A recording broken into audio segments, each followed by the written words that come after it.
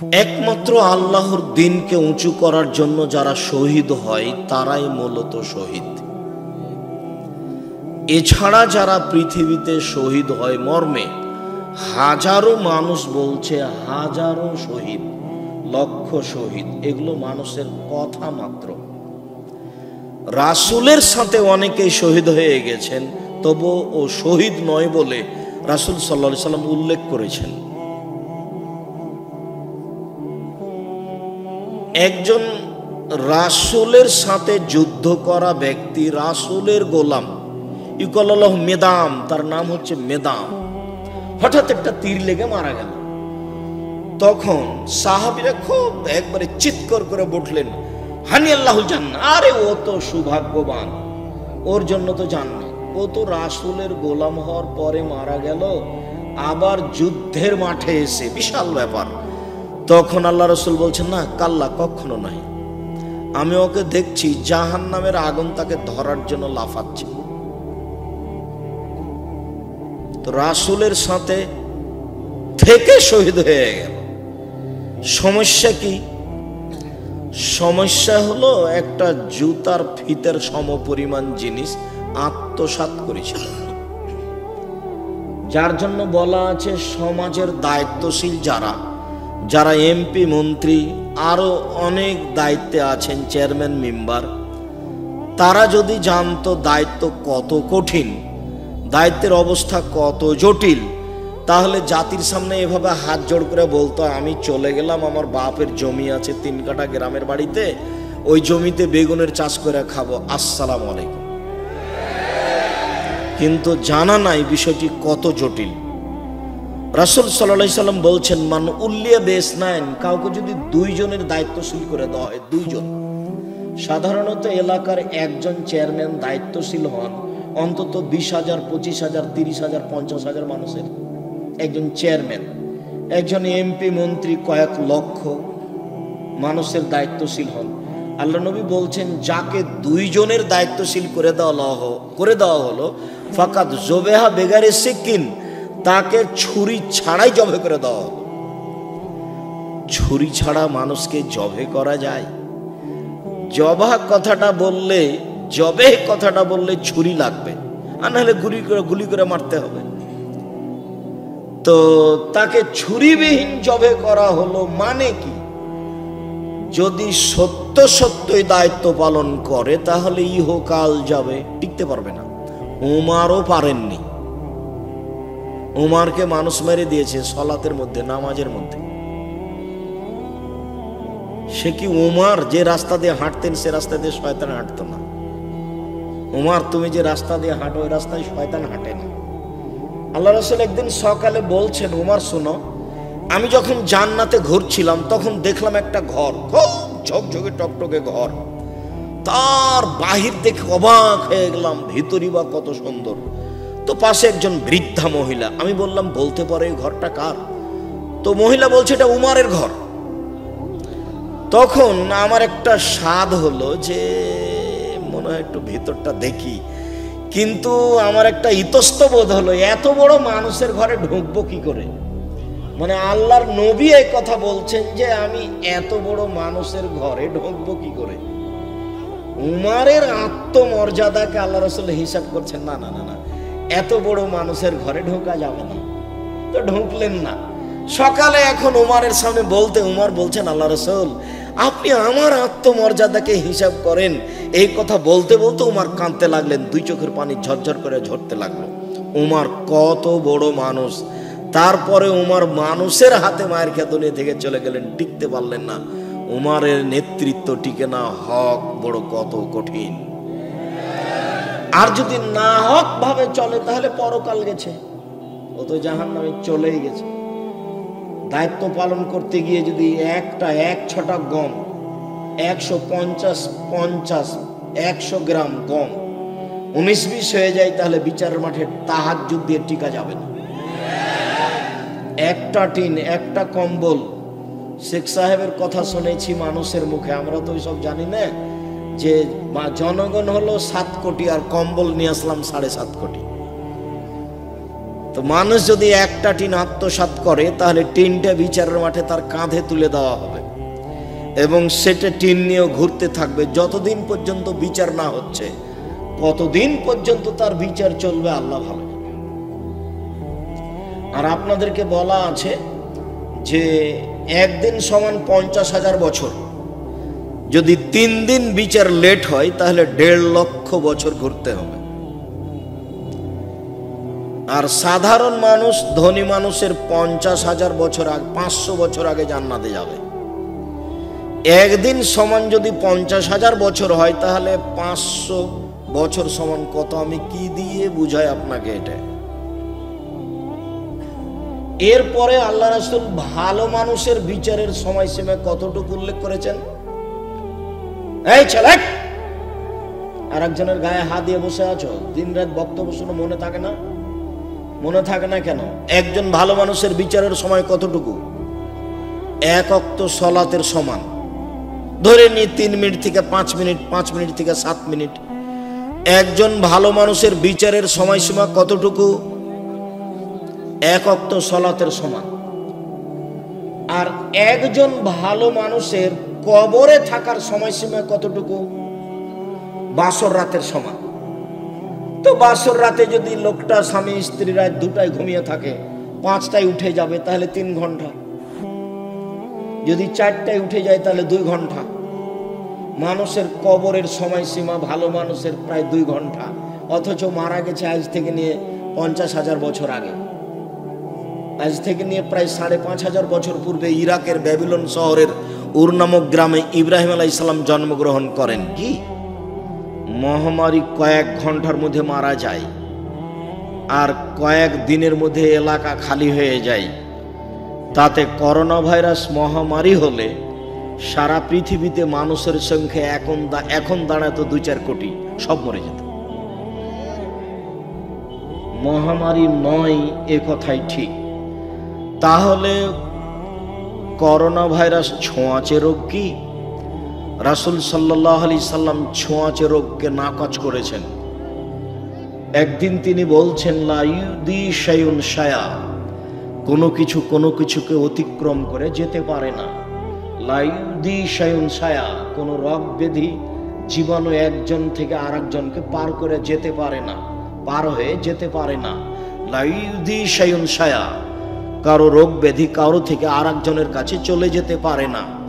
এই 3 বার বলা না বলা শেষ হতে না হতেই একজন পল্লীর মানুষ দাঁড়িয়ে বলছে, আল্লাহর নবী, ছোঁয়াচে রোগ আছে তো।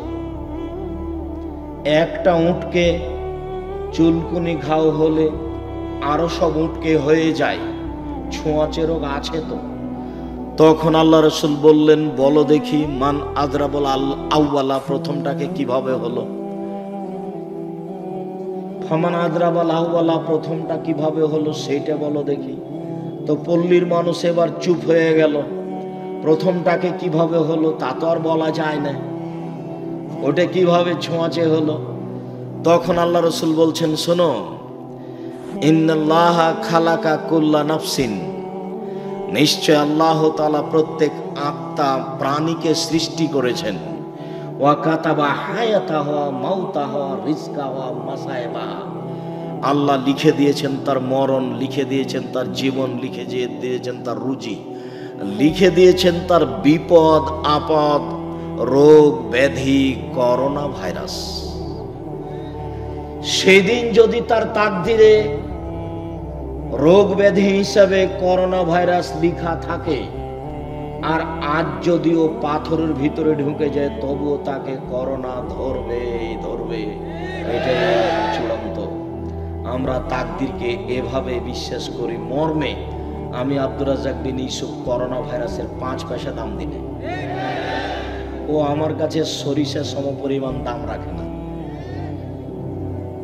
আমি আমার বক্তব্যে দীর্ঘদিন থেকে বলে আসছি, কাউকে করোনা ভাইরাস হয়েছে এমন হলে আমি তার সাথে একসাথে বসে খেতে প্রস্তুত। করোনা ভাইরাসে যে মারা গেছে আমি তাকে গোসল দেওয়াতে প্রস্তুত। এতে যদি আমারও করোনা ভাইরাস হয় তাহলে আমি বলবো পৃথিবী সৃষ্টির 50,000 বছর পূর্বে লেখা ছিল তাই হয়েছে। আর তুমি যদি বলো যে সতর্কতা সতর্কতার প্রয়োজন আছে, তাহলে তুমি বলো যমুনা ফিউচার পার্কের মালিক কি তোমার চেয়ে কম সতর্ক ছিল?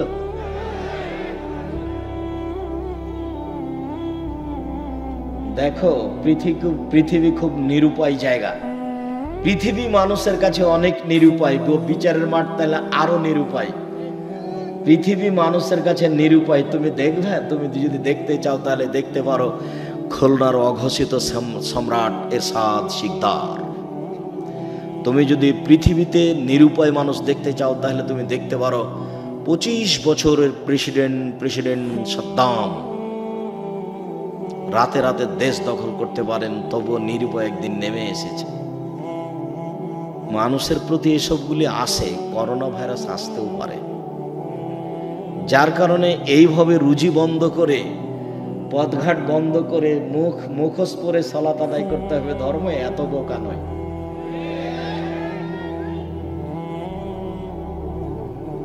মুখোশ পরে সালাত আদায় করা যাবে না, মাস্ক পরে সালাত আদায় করা যাবে না। কাবা ঘর কেন, সারা পৃথিবীর পুরুষ নারী সবাই যদি বলে যে মাস্ক পরে সালাত আদায় করতে হবে, তবুও তা বাতিল হবে। কেন? রাসূল সাল্লাল্লাহু আলাইহি ওয়াসাল্লাম নাকচ করেছেন। মা রাসূলুল্লাহ সাল্লাল্লাহু আলাইহি সাদলে আইয়ুগাত্তে রাজুল ফাহু, সালাতের সময় টাকনুর নিচে কাপড় ঝোলাতে আর মুখ ঢাকতে আল্লাহ রাসূল নিষেধ করেছেন। অতএব যতদিন পর্যন্ত মুহাম্মদ সাল্লাল্লাহু আলাইহি ওয়াসাল্লাম আবার পৃথিবীতে না আসছেন এবং না বলছেন পৃথিবীর মানুষ তোমরা এখন মাস্ক পরে সালাত আদায় করতে পারো, এই ঘোষণা যতদিন পর্যন্ত আল্লাহর নবী না দিচ্ছেন ততদিন পর্যন্ত পৃথিবীর কোনো মানুষ মাস্ক পরে সালাত আদায় করতে পারে না। যেহেতু মুহাম্মদ সাল্লাল্লাহু আলাইহি ওয়াসাল্লাম কিয়ামত পর্যন্ত আর কোনোদিন আসবেন না, কাজে এই সিদ্ধান্তটা আর কোনোদিন পরিবর্তন হবে না। মানুষ মরলে মসজিদেই মরুক, মাঠে মরার চেয়ে। অবাক কথা, মসজিদে লাল কালি দেওয়া আছে, এখানে একজন 3 ফুট দূরে। রাসূল সাল্লাল্লাহু আলাইহি সাল্লাম সালাতে দাঁড়ানোর ব্যাপারে যত সতর্ক ছিলেন, রাসূল সাল্লাল্লাহু আলাইহি সাল্লাম সালাতে দাঁড়ানোর ব্যাপারে যত কথা বলেছেন, ধর্মের আর কোন জায়গাতে এত গুরুত্ব সহকারে বলেছেন তা আমার জানা নেই। তিনি 23 বছরের জীবনে কোন একদিন কোন এক ওয়াক্ত সালাত মুসল্লির দিকে মুখামুখি না হয়ে প্রাচীরের মতো হয়ে দাঁড়ান, কাতার সোজা করুন, ফাঁকা বন্ধ করুন, প্রাচীরের মতো হয়ে দাঁড়ান, ফাঁকা বন্ধ করুন, কাতার সোজা করুন।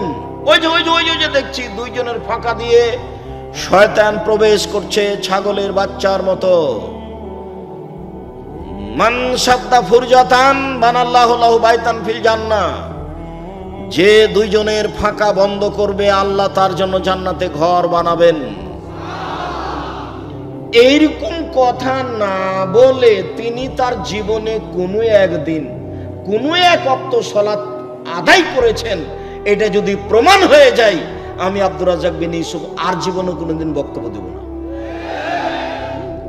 বহু জায়গায় আমি বক্তব্য না করেছি, তার এক জায়গাতে না করেছি, 2 দিকে তার বাপ আর তার মা বসে আছে, আর ছেলের 2 কানে ইয়ারফোন লাগা আছে। এই বাপ মাকে যদি আমি অশিক্ষিত প্রমাণ করতে না পারি, আমি জাতির সামনে বক্তব্য দিব না। হেডমাস্টার চেয়ারে বসে আছেন, মেয়ে নাচছে, হেডমাস্টার দেখছেন আমার মেয়ে কেমন নাচছে।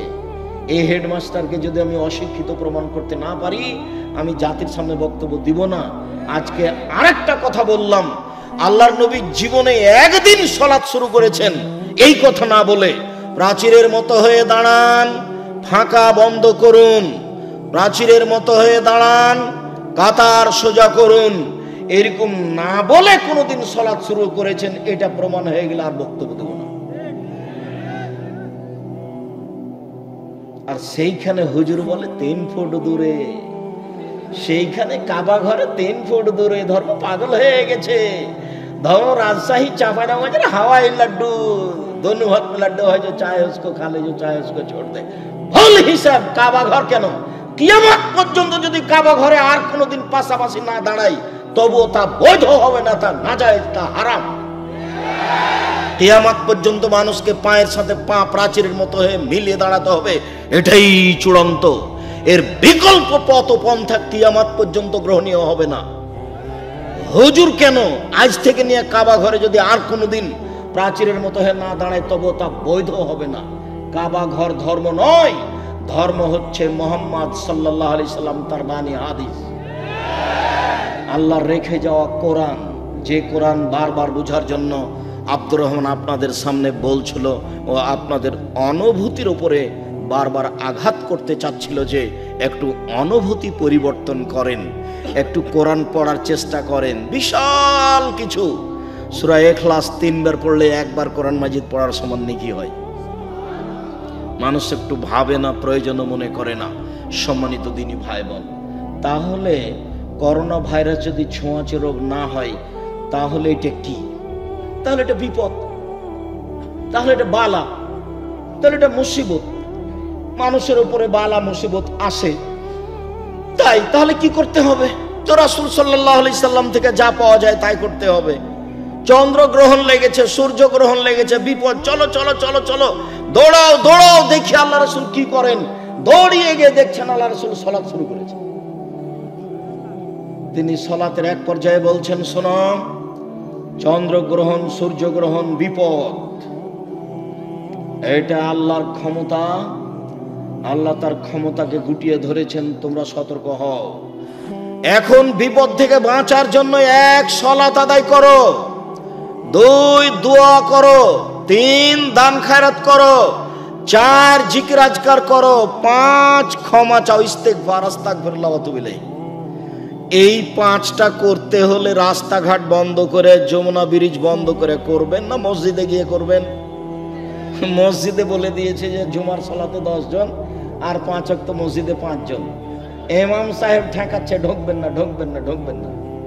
আবার কত কি, তার কোনো হিসাব নাই।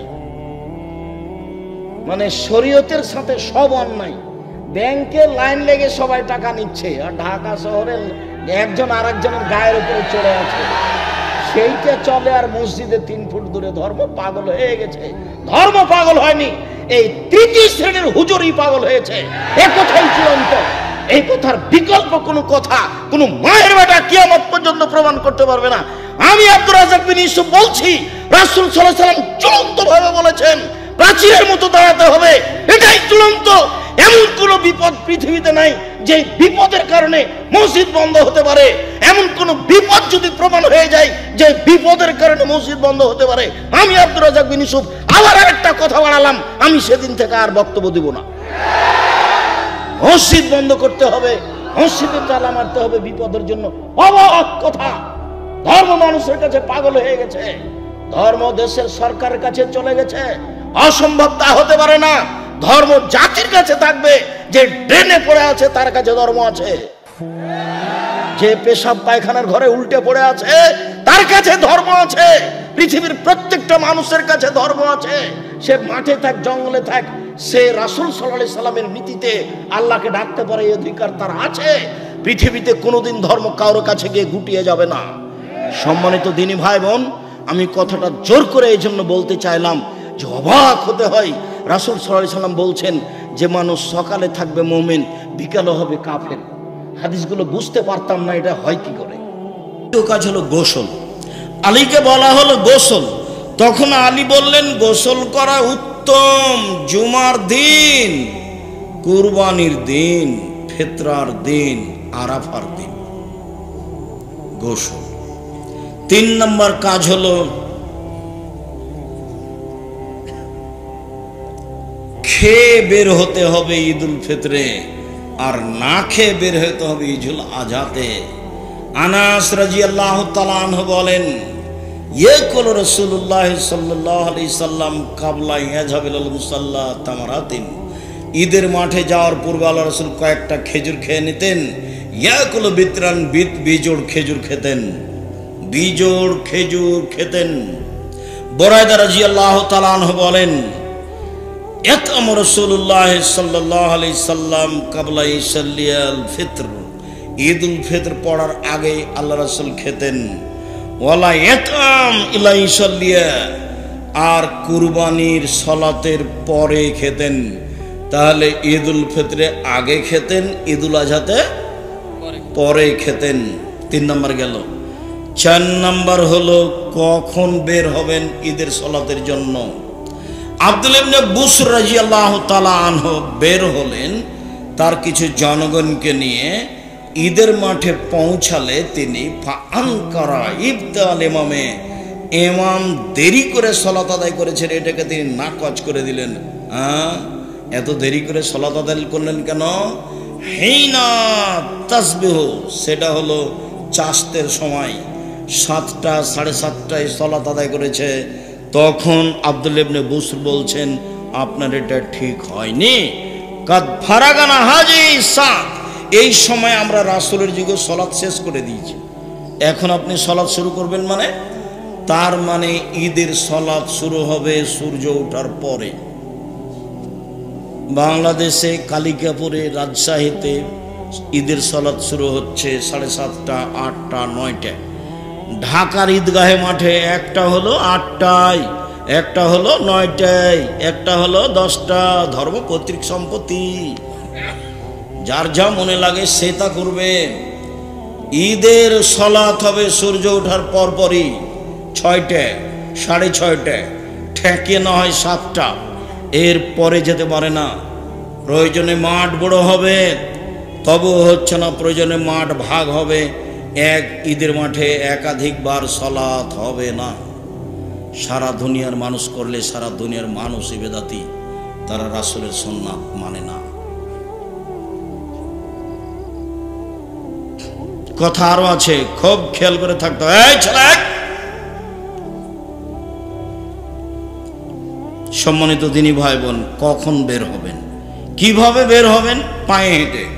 এখরজু রাসূলুল্লাহ সাল্লাল্লাহু আলাইহি ওয়াসাল্লাম, আল্লাহর নবী পায়ে হেঁটে ঈদের মাঠে যেতেন, পায়ে হেঁটে ঈদের মাঠ থেকে আসতেন।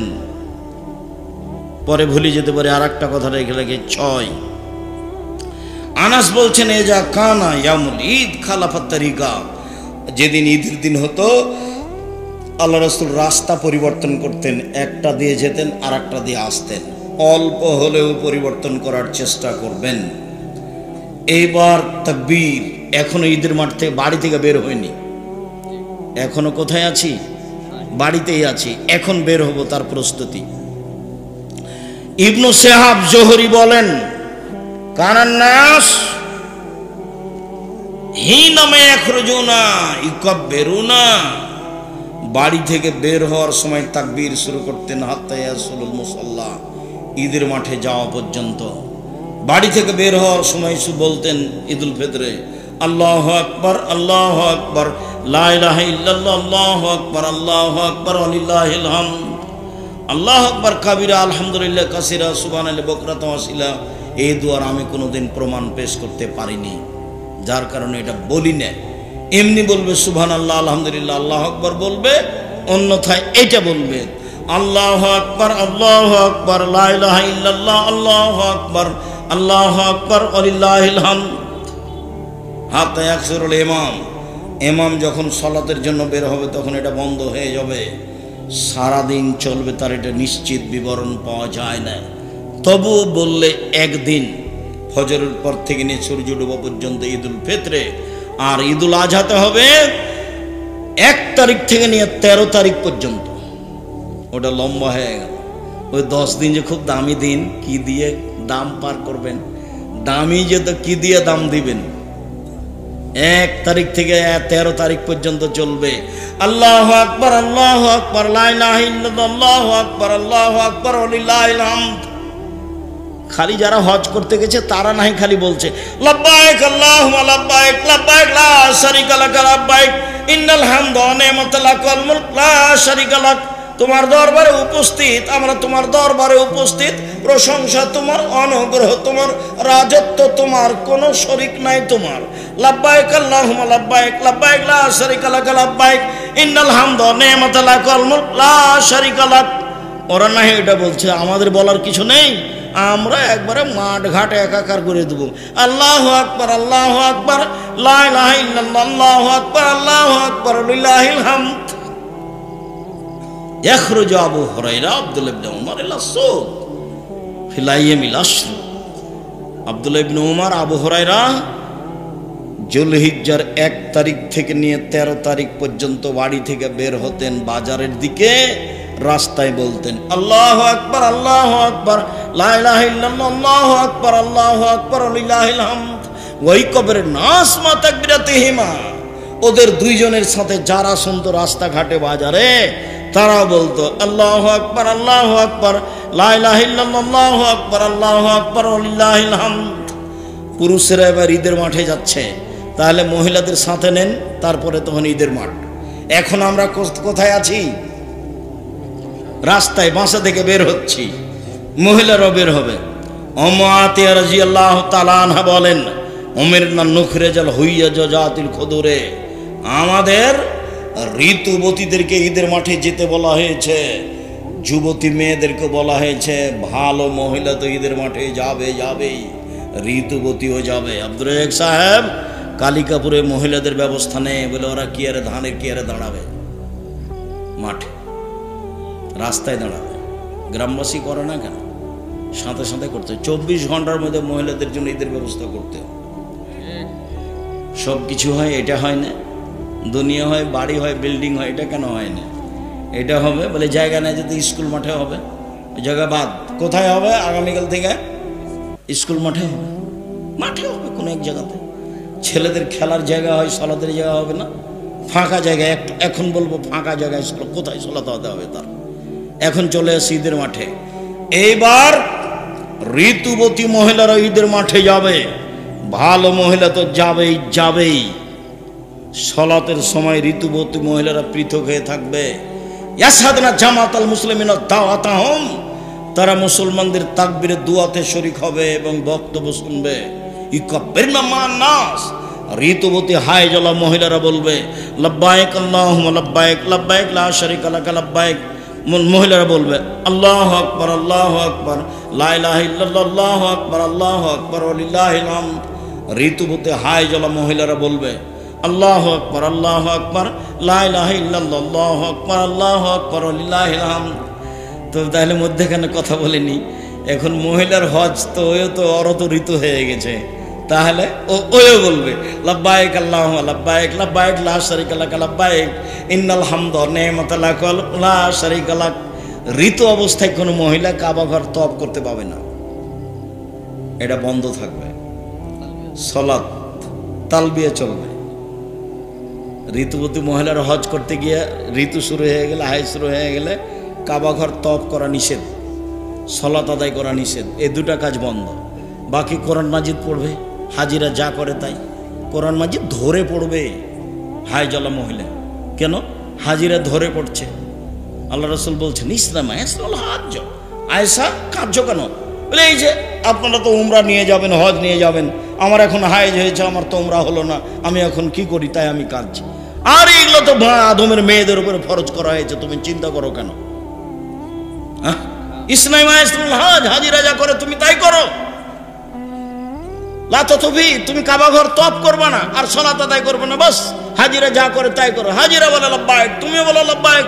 হাজিরা বলে সুবহানাল্লাহ, তুমিও বলো সুবহানাল্লাহ। হাজিরা কোরআন তেলাওয়াত করো, তুমিও কোরআন তেলাওয়াত করো, যা আছে সবই করো, শুধু দুইটা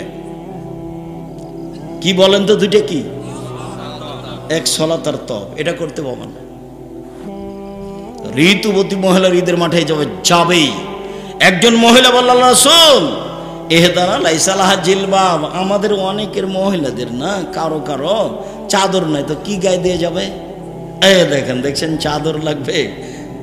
উপস্থিত বৈঠকের মুসলিম বোন, আপনি ওভাবে এসছেন কেন? ছোট ব্লাউজ পরে দেবরের মোটরসাইকেলে এসছেন আপনি? ছি ছি ছি ছি, দেবরকে ওভাবে ভালোবাসছেন কেন? দেবর আপনার দেবর, তাকে মূল্যায়ন করতে হবে, এই কথাই ঠিক। কিন্তু ভালোবাসা দিয়ে আদর করে কথা বলে মজাক করে তাকে সম্মান করতে হবে, এ কথা ঠিক নয়। আমাদেরও বাড়িতে আছে পুরুষ নারী, একজন আর একজনকে জানে না, আমার একটাই ছোট ভাই মুস্তফা কামাল, একটাই, আমরা দুই ভাই। এখন পর্যন্ত মুস্তফা কামাল জানে না যে ওর ভাবি কেমন, অথচ ও আমাদের বাড়িতে আছে, থাকছে, খাচ্ছে। ওই কিছুদিন থেকে একটু কমেছে, এই অল্প কদিন থেকে, 2, 4, 5, 7 বছর থেকে হতে পারে।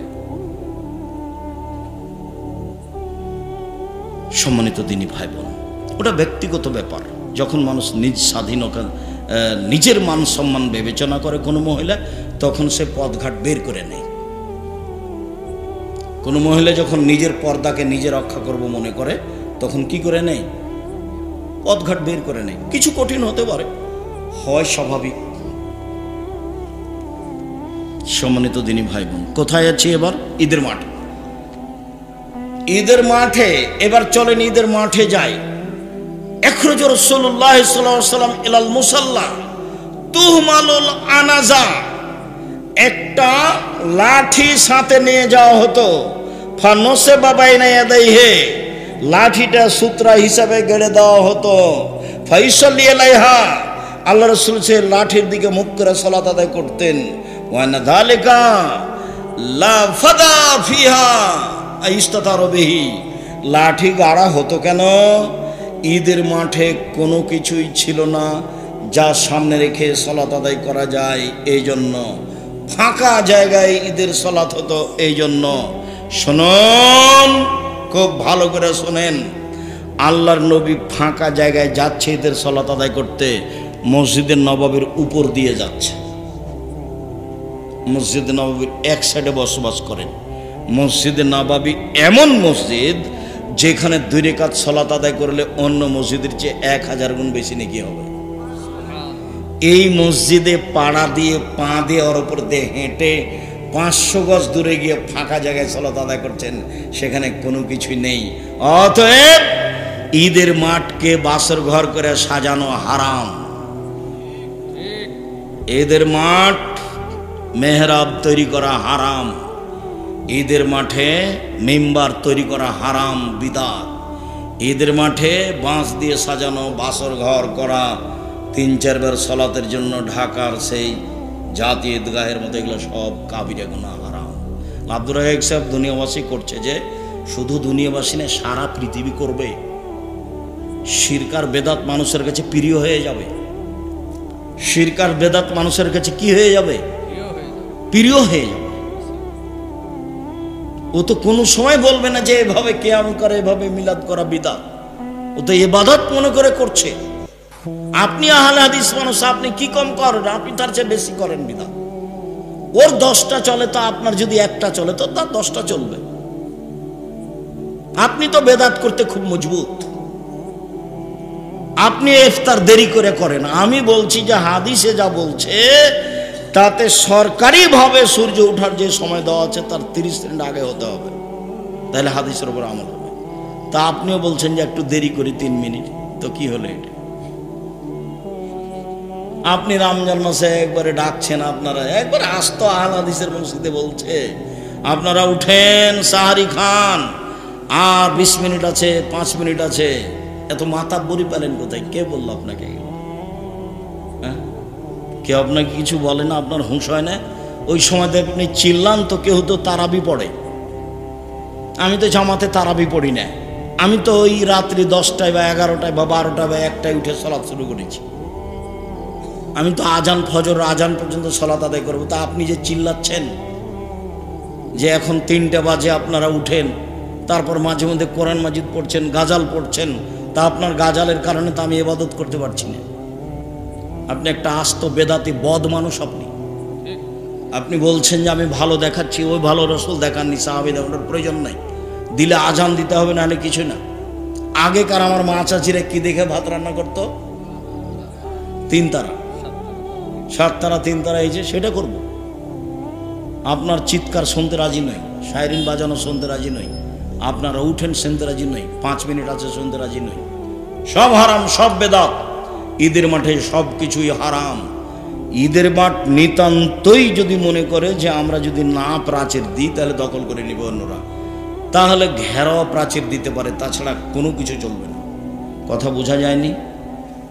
ফাওয়াল শাইনি আব্দু বিহিস সালাহ। ঈদের মাঠে প্রথম হবে সালাত, তারপরে হবে বক্তব্য। আগে বক্তব্য হবে না, আগে বক্তব্য হবে না, আগে কেউ কিছু বলতে করতে পাবে না। প্রথম কাজ কি হবে? সালাত। সালাম ফেরার পরে ইমাম মুক্তাদিদের দিকে মুখামুখি হয়ে বক্তব্য দিবেন। বক্তব্যের এক পর্যায়ে দান করতে বলবেন। আল্লাহর নবী বললেন মহিলাদেরকে, ইয়া মাসার নিসায়ে তাসাদ্দাকনা ফাইনুরিতুকুন্না আকসারাল নারে, মহিলারা শোনো, তোমরা দান করো, আমি তোমাদের অধিকাংশ জাহান্নামে দেখছি। জাহান্নাম থেকে বাঁচার সবচেয়ে বড় পয়েন্ট হলো দান। আল্লাহ রাসূল বললেন, পৃথিবীর মানুষ খেজুরের মূল অংশ আর খেজুরের বীজ